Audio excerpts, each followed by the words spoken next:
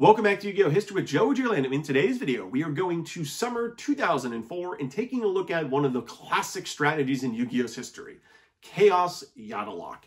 Invasion of Chaos, for so many reasons, was a set that completely changed the way Yu-Gi-Oh! Would be played.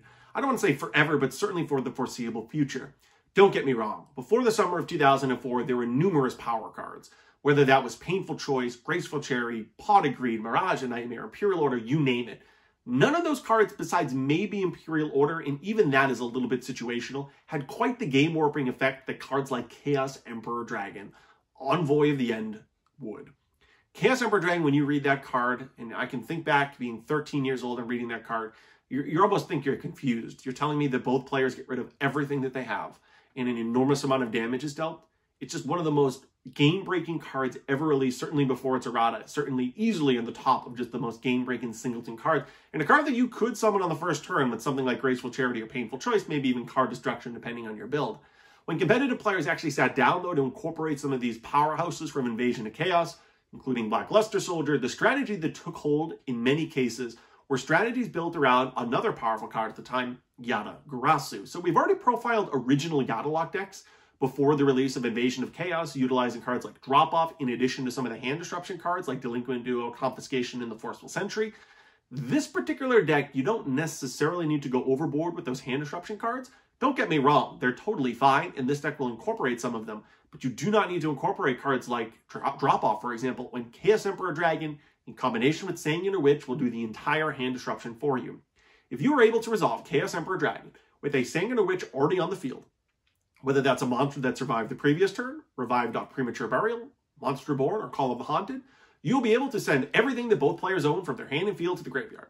You will also then be able to resolve a Sanguine Witch and allow you to search your deck for Yata Garasu. If Yata Garasu hits the field when both players have no hand or field, you are going to win the game because that direct attack is going to cause your opponent to skip their draw phase. And if they do not have Sinister Serpent in their graveyard already, the game is over because you will eventually draw a way to put a second monster on the field, potentially Black Luster Soldier, or utilizing Premature Burial, Monster Born, Call of the Haunted, and eventually you will just outright win the game. The original Yata Lock with hand disruption was awesome, but it took a lot of work to put together a game state where that would actually facilitate a victory. With this particular strategy, it's quite a bit easier because Chaos Emperor Dragon does the entire thing for you, also triggering Sanguine or Witch along the way. One of the quintessential classic, early Yu-Gi-Oh! Classic, just in the back of your mind when you think of early Yu-Gi-Oh! And you played 20 years ago, and you think about the types of combinations that you never wanted to see, it was when Chaos Emperor Dragon hit the field and they have that set monster, that set background, and you're like, oh, if that's Call for Sanguine or if they already have Sanguine or Witch, I just lose the game right here.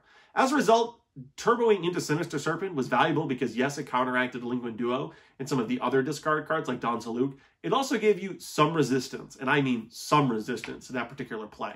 But nevertheless, we are going to take a deep dive look at Yu-Gi-Oh! Before its very first Forbidden List, after Invasion of Chaos, and see what it was like to play when Chaos Emperor Dragon and Yata Garasu were legal at the same time. All right, first we'll start with the Chaos monsters. We have Black Luster Soldier and Chaos Emperor Dragon. Both these are limited to one. Chaos Emperor Dragon is obviously pre-errata, so it is an absolutely ridiculous card. I'll talk a little bit about some of the synergies it has in the deck momentarily. We then have a light package of triple DD Warrior Lady and a single copy of Shining Angel. It was really common to see people max out on DD Warrior Lady. I think in retrospect, DD Warrior Lady is actually super overrated, but regardless, it was very common. It was almost the guaranteed light monster in a lot of these strategies. If you look at some of the top decks from back in the day, you see DD Warrior Lady included in a large amount of them. So when we go back and look at some of these old formats, DD Warrior Lady is just going to be that quintessential dark light monster that a lot of these decks elected to play. Shining Angel was also very common. It gave these strategies the ability to use DD Warrior Lady with the single copy of Shining Angel, but also fuel the graveyard with that single light monster. Because, you know, theoretically, in a lot of cases, DD Warrior Lady is actually just getting banished, and you can't use it to summon either of the Chaos monsters if it's banished. But by just having a single copy of Shining Angel in the deck, you can actually just crash the Shining Angel into something and put a light monster in the graveyard that way. Then we have an additional light monster of Reflect Bounder. I think this card also from retrospect wasn't that great, but it was actually somewhat common. It's a reasonable beat stick, and it is a light monster. I think Air Knight Parshaft is another monster that from retrospect doesn't really hold up over time, but was super, super common. Light monster as well. We have Witch of the Black Forest and Sanguine in order to tutor out our Yata Garasu. So that's our little Yata package. We're going to try and combine Chaos Emperor Dragon with one of these two monsters, and if we have yet to use our normal summon, we can search Yata Garasu and then attack directly when our opponent has no hand or field and win the game. In order to support that, we have some additional either dark monsters to facilitate the chaos monsters, or just good monsters in general. We have a Donzalug and a Spirit Reaper, which are pretty common ways of picking off the opponent's hand. Not quite as hardcore as the World Championship deck from 2003, but still pretty common to see these types of hand disruption cards because we have a lot of good hand disruption spells in our deck, and you can still Yata Lock without Chaos Emperor Dragon.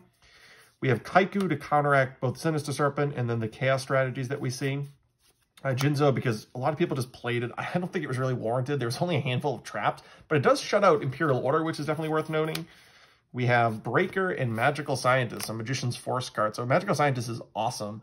We are not FTKing. There was a Scientist FTK at the time, but we're just tutoring some awesome fusion monsters like Thousand Eyes Restrict and then using it to gain a ton of card advantage. So we're going to play a singleton copy of Magical Scientist, and then we have two non-light or dark monsters, though there are some other non-light or dark monsters. Like Yata Garasu, though that doesn't really count. Sinister Serpent and the Tribe Infecting Virus, right? Tribe, you can ditch Sinister Serpent. Sinister Serpent is an out to Chaos Emperor Dragon, Yata Lock. But that is our monster count. In terms of the spells, we are still going to play the triple Mystical Space Typhoon to counteract Imperial Order, and then also do the combo with Mirage of Nightmare that we talked about in the 2003 World Championship deck profile. The spell lineup's actually pretty similar. There are definitely some differences, though, that we'll talk about. We have Monster Reborn and Premature Burial, which were also included in the 2003 deck profile. The single copy of Nobleman of Crossout. You know, this deck didn't, not all of them. Some decks have played Magician of Faith, not all of them though, so having a card like Nobleman of Crossout can be a little bit of a liability if the opponent's never setting any cards. We have both Change of Heart and Snatch Steal still. We do have a couple Tribute monsters, so we are able to take opponent's monsters and get rid of them immediately. Also does facilitate the Yata Lock as well.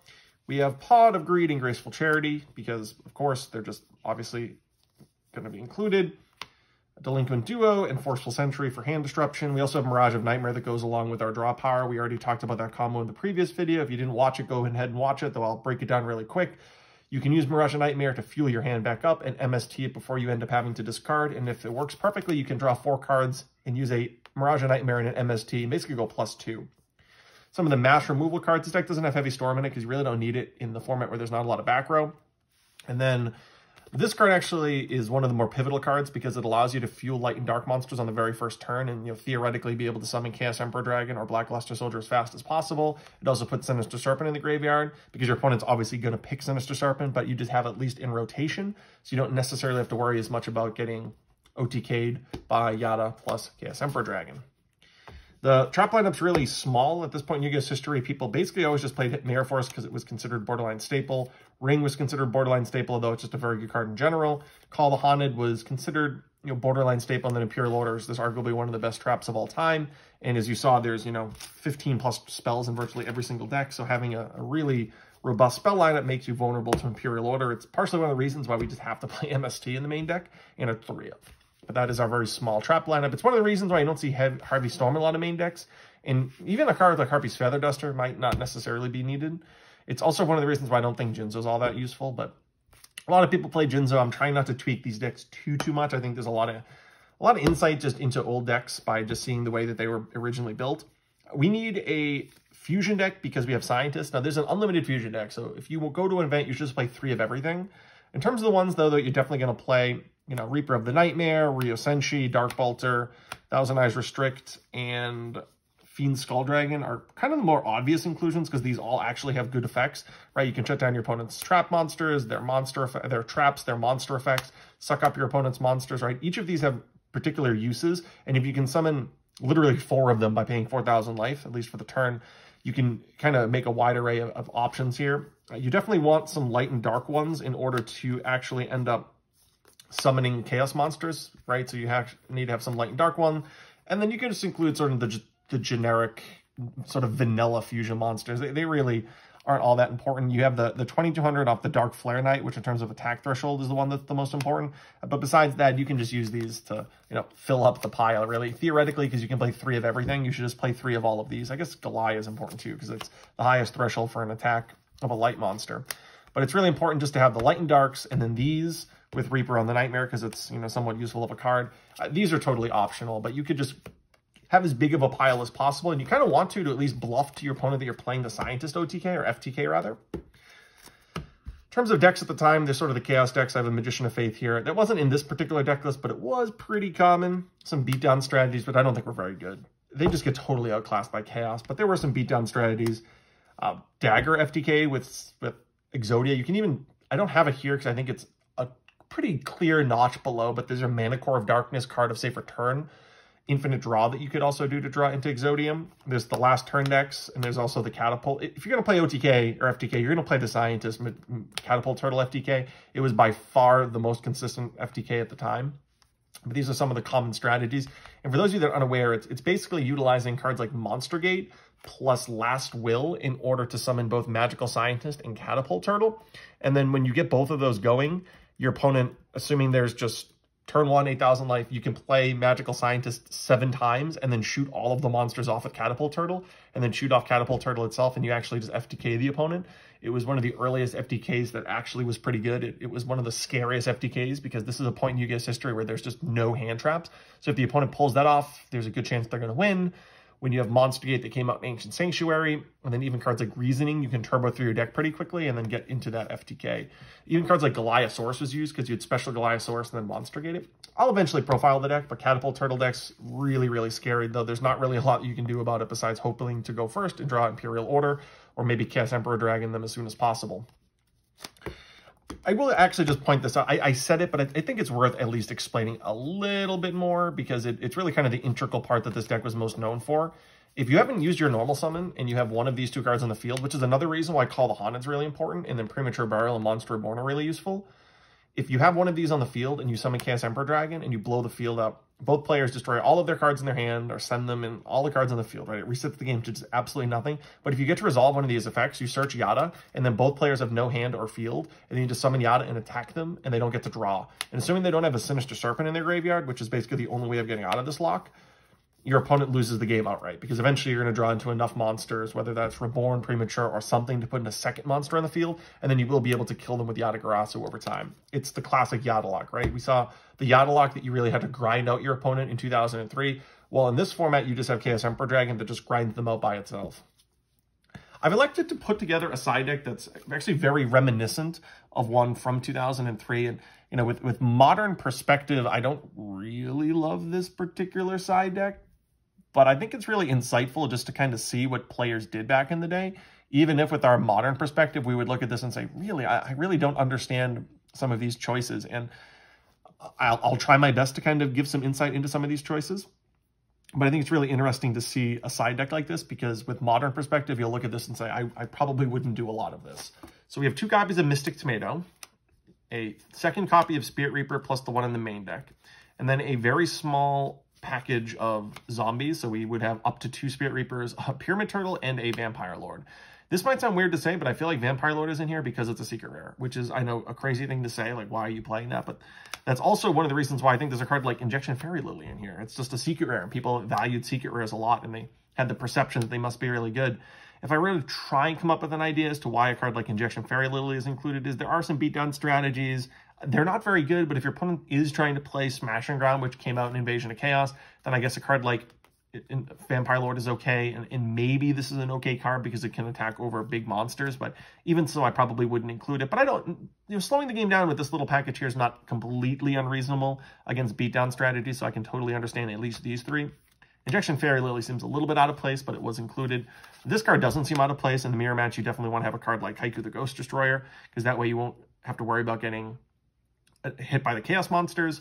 A single copy of Firebreaker gives you an out to the Yata lock. Theoretically, though, if in this format, they're Yata locking you with Chaos Emperor Dragon a lot of the time, so it's not quite as valuable. But if you're playing a really hand-disruptive deck with even older cards like Drop-Off, which theoretically could still exist, Firebreaker does give you some resistance against the hardcore hand destruction decks. We have some singleton one-ups here with the spells. Again, I talked about how Heavy Storm doesn't make a lot of sense in the main deck because the trap lineups are really small, but if you happen to play against a deck that has a lot of back row, like the last turn FTK or OTK would make a lot of sense, because that deck's trying to play cards like Solemn Judgment and being really defensive. Even cards like Gravity Bind, having some outs to cards like Gravity Bind are pretty useful. We have a Swords of Revenge Light, which, again, lines up, I guess, decently against some of the beatdown decks, because with the beatdown strategy, you are trying to set up the Chaos Emperor Dragon lock with Yata, and you don't really mind playing a card that's inherently a -1, because it gives you 3 turns, and then you can actually even set Sanguine Witch and then protect it and not have to worry about using Chaos Emperor Dragon and then having to summon Sanguine Witch that turn and foregoing your normal summon on Yata. You can just have the Sanguine Witch on the field already, blow the field up, and then you can do the OTK where you get to search Yata and use it on a normal summon. Book of Moon, just a generically useful card. A lot of people just, randomly played Book of Moons without any really inherent reason. It was just considered a powerful card. Same thing with Enemy Controller. Again, there's no singular reason why you would include a card like that. Confiscation is an interesting card. I think it's useful going first against the OTK strategies, so that's one of the logical reasons why you might include a card like that. Magic Cylinder, one of those cards, it's just a secret rare. I know that sounds crazy, but people just really valued some of the old secret rares, right? If you look at Magical Cylinder, there were 2 people in the top 8 of the Battle City in Amsterdam that took place in 2004, which is one of the only events where there's major coverage of this particular format. So there are 2 out of the 8 people that either mained or side decked Magic Cylinder, right? It's just one of these old cards that, doesn't hold up over time, but slots into some decks here or there. And then we have a single copy of Bottomless Trap Hole, which is another card that, it doesn't really have any specific card that you're trying to hit. It just generically would be useful against some of the beatdown strategies. But the thing with beatdown strategies is that Chaos just outclasses that strategy so much already. And you're playing, triple DD Warrior Lady. You're playing recruiters like Shining Angel. You're playing recruiters that in the side deck like Mystic Tomato. You're slowing down that game already, and you just always are threatening the Yata lock against them, and there's not a lot of resistance to this play. So I don't even necessarily think you need to put a ton of cards in the side deck, but, it's theoretically there. It's theoretically there. If I went back and kind of revamped this a little, I think I'd make a little bit more of a tweak in order to accommodate for some of the FTK and OTK strategies. That, to me, is kind of one of the scariest things you have to worry about. But nevertheless, this is a pretty good encapsulation of what you may anticipate seeing if you go all the way back to 2004. But that's Giorlando for Yu-Gi-Oh! History. Thank you for watching. Check back soon for plenty more Yu-Gi-Oh! content.